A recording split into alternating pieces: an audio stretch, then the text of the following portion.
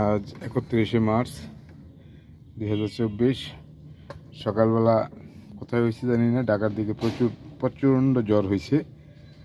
তো তখন বিদ্যুৎ চলে গেছে। বিদ্যুৎ চলে যাওয়ার পরে জেনারেটর চালানো হয়েছে। জেনারেটর চালানোর পরে এই যে কেবল কাইটে রাখছি, ওই যে আরেকটা কেবল কাইটে রাখছি মাথায়, ওই যে ট্যাপ মারা। অতিরিক্ত লোডে ইনসুলেশনগুলো পুড়ে গেছে, এই যে দেখেন। এই যে আর এই কেবল কাটা অংশটাও স্যাম্পলটা পাঠিয়ে দিয়েছি কোম্পানির কাছে। এটাও পুরো সেটা পিটিভির লাইন, এটা জেনারেটরের লাইন।